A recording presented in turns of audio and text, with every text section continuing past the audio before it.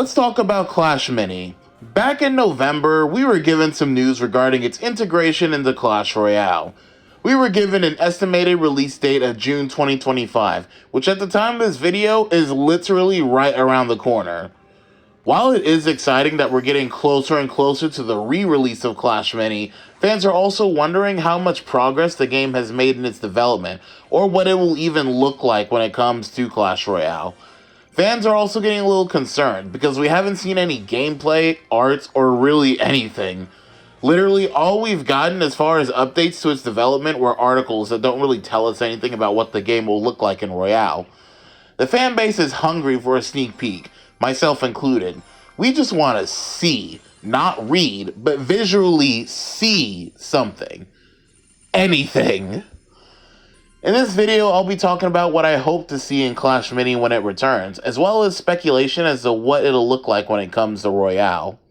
In my previous Clash Mini video, I talked about how and when Clash Mini would come back, and I want to go over some key points from that video very quickly.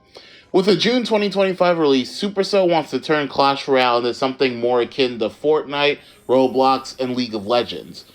They want to push Clash Royale to new strategic boundaries, expanding outside of the current real-time card game that it is now. The Queen Goblin's journey from last summer served as a means to test how capable Clash Royale is of becoming more than what it currently is, and it received mixed to negative reviews from the player base.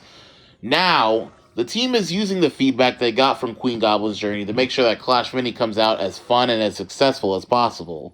Wait. Queen Goblin's journey was a test run? What do you mean feedback from Queen Goblin's journey? How is that similar to Clash Mini in any way, shape, or form? Well, like I said, Queen Goblin's journey was a new game mode inside of Clash Royale. The point of its release was to provide a new way for players to play the game while trying to siphon them out of their money by enticing players to spend cash upgrading Goblin cards. Sorry, I couldn't help myself. Many people agreed that the Queen Goblin's journey was nothing special in the end, so the data that they received from the event will go towards making Clash Mini as unique of an experience as possible, right? Well, turns out that the new mode in question isn't really a new way to play the game. Again, I didn't play the Queen Goblin's journey event, but from what I've researched, a lot of people were saying that it's just normal CR except goblins only. As far as the actual gameplay goes, it was practically the same game mode. How disappointing, to say the least. Another test to add novelty to the game is the Undead March mode, an event that came out in May 2025. The Undead March mode was very similar to Queen Goblin's journey, with a few differences.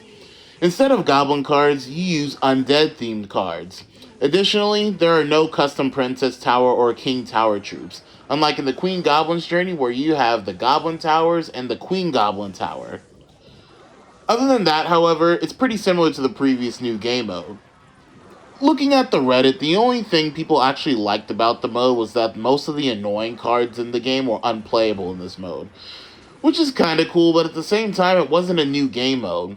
Something I've noticed about these new game modes is that the dev team thinks that taking content away and limiting the player's choices will pass as a new mode, which isn't necessarily true. While yes, it encourages players to play the game differently, the core experience of the game is still the same. Plus, the new mode was also really pay to win. Like, I heard it was really difficult to play if you didn't have the Evo Witch unlocked. Also, because of course they weren't, card levels weren't capped, so you could fight level 14, 15 cards with your level 11, 12 cards. How fun. Now you're probably thinking, Choco, this isn't Clash Mini, so I don't care. You're supposed to talk about Clash Mini, not Clash Royale. You clickbaited me. No, I didn't. The reason why I brought these two up is because, like I said earlier, Clash Royale wants to add more novelty to the app and bring in more ways to play the game. This was something that was hinted at with the announcement of Clash Mini being integrated into Royale, but confirmed in November with that article that came out, and I made a video on. It was also confirmed that the previous modes were test runs to add newness to the game, and honestly, if this is their attempt at that, then that makes me a little nervous. That's right, I'm a bit nervous for Clash Mini. Part of the game's appeal was that it wasn't Clash Royale. It was something different, something new. Sure, it was still a strategy game using Clash characters, but the gameplay and mechanics were so unique from Royale that it was fun. A breath of fresh air compared to Royale. It was an auto chess, not a tower defense, a completely different genre from Royale. These new modes that Royale gave to us aren't new modes. There's hardly any novelty to be found in them, because at the end of the day, the modes were still a tower defense at its core. I don't want Clash Mini to lose the identity that it had before, the charm that won me and many others over. Even if Clash Mini keeps the same premise that it had before, the premise of being an auto chess, I hope the gameplay doesn't stray too far away from the original. Clash Mini's final update, as controversial as it was, did have some highlights, one of them being the gameplay. Most people can agree that the gameplay was at its best in Update 8, and a part of me is hoping that they stay faithful to it. Or, if they deviate from it, don't deviate from it too much to the point where it loses its charm. Like I said earlier, we have been left in the dark in terms of updates from Clash Mini. Part of what made Clash Mini great during its beta was how influential the community was in the game's development.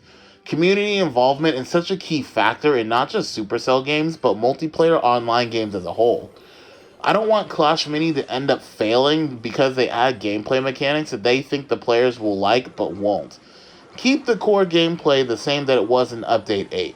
A lot of people can agree that Update 8 was when the gameplay peaked, so hopefully they don't try to fix something that isn't broken. You know, I was originally going to post this video a while ago, but I couldn't exactly come up with what to talk about. At first, I was going to talk about what I want the devs to implement into Clash Mini, but considering that we're so close to the release date, I don't think it'll mean anything. So instead, I'll just rant about what I hope gets released in June. Let's start with the visuals for the game, more specifically, the UI and graphics. The UI, a lot of people can agree, left a lot to be desired.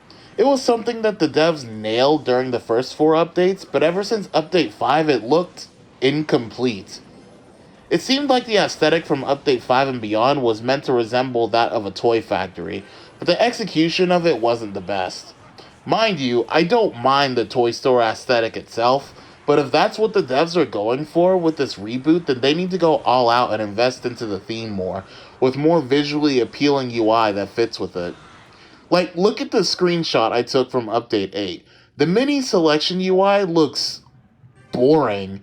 It's very cookie cutter and has no personality whatsoever.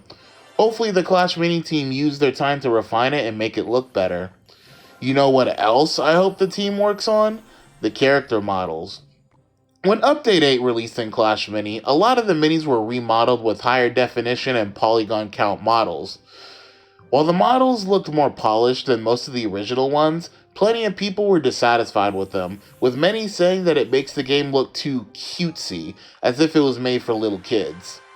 Personally, I hard disagree with this criticism, but if the majority of people don't like it, then I understand that they need to change up the art style a little bit. Then again, part of the argument is literally just, Acolyte Healing Ranger used to look hot, but now she's fat and ugly.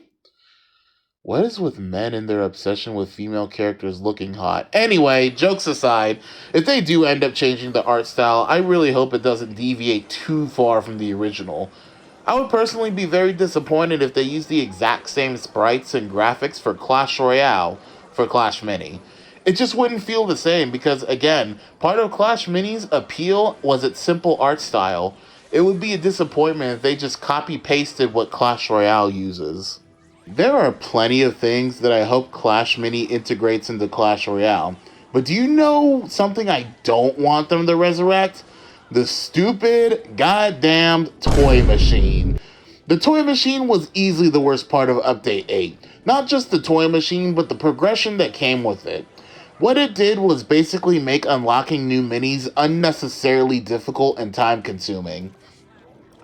The problem isn't exclusive to the toy machines. It was also a problem with collector levels. Collector levels at the time were advertised as cosmetic only, but in reality, you needed higher collector levels to unlock new heroes and minis, or at least have the chance to unlock new heroes and minis. That's right, because of course it did. Collector levels were also heavily RNG based, with some players going a long time without unlocking some of the lower level minis. Hopefully progression in the new Clash Mini becomes very linear. No longer will you have to roll the dice and hope you win big with a new mini. Having RNG as the primary method of progression is terrible and contributed to the death of Clash Mini as a standalone game. Fingers crossed the progression will be a bit more straightforward. Also, throwing this out there because it's a genuine fear that I have, I really, really, really hope that Clash Mini progression isn't tied to Clash Royale. The reason why I say this is because it would be a major pain and inconvenience for me to have to play Royale just to progression Mini. Because truth be told, and I know this doesn't apply for everyone, but for me, I don't really care about Clash Royale anymore. I just don't. I don't want to have my experience with Clash Mini be based on my progression in Clash Royale. Additionally, I don't want Clash Mini to have any impact on the progression of one's Clash Royale account. The reason for this is really simple. They're two separate games despite sharing the same app. There will be people like me who only want to play Clash Mini and are uninterested in Clash Royale. Conversely, there will be people who don't care about Clash Mini and will only play Clash Royale. Best case scenario, of course, is having a player base who likes both and wants to play both. There will be a small percentage of players who like both, and that's awesome. However, in reality, it's unlikely for a player to be invested in both games. Therefore, don't make the progression of one game codependent on the other. I really hope they didn't do that. It's something that I've been thinking about for a while now. Something that the devs wanted for Clash Mini was for it to be the most free-to-play Supercell game. After Update 8, whenever you unlock the mini would be completely maxed out. No upgrades paid for or anything. All 3-star abilities available from the get-go. Other than actually acquiring the minis and heroes, the other part of progression was based on cosmetics. Even though it was through the toy machine, unfortunately, like locking anything behind RNG is just not a good idea, the idea of cosmetics being the driving factor of monetization is honestly really great, especially since Clash Mini had some pretty good cosmetics. Not just in the form of skins either, but emotes, animated emotes, profile pictures, and game boards. I love this idea, and I think Clash Mini should double down on monetizing their cosmetics. Bring back the emotes and actually let us use them in battle. Let us collect different battle boards as well. I freaking loved the battle boards, especially the OSTs for some of them. I hope they let us flex our cosmetics more. It would honestly be really fun. One of the things I loved about Update 8, despite the fact that some of the cosmetics, primarily the boards, were very hard to find. Just don't lock them behind RNG, please. Finally, I want to close this video off with another concern about the success of Clash Mini, that being how the game will be advertised to the public. Most people who play Clash Royale have never even heard of Clash Mini, let alone care about it. How can the devs make Clash Mini known not just to the people who play Clash Royale, but also people who play other Supercell games who could be interested in an auto battler? I think for Clash Mini to work, it has to not only win back the audience it lost from its initial shutdown, but win over others who may never have known about the game's existence. I hope the dev team has some way they can make people interested in the game. I don't want Clash Mini to fail just because people don't know or care about it. Well, that's about it. I think I've said everything I wanted to say about the potential return of Clash Mini. If things go well, we're only a month at most away from its return, and while I am a bit worried, I'm also very excited. Can't wait to pick it back up and play again. What do you guys think? What do you guys want to see in the game's grand return? Let me know what you guys think in the comments. Just know that we're close. We are almost there. We just gotta hang in there a little longer. We got this. Thanks for watching. Take care of each other and love each other, and peace.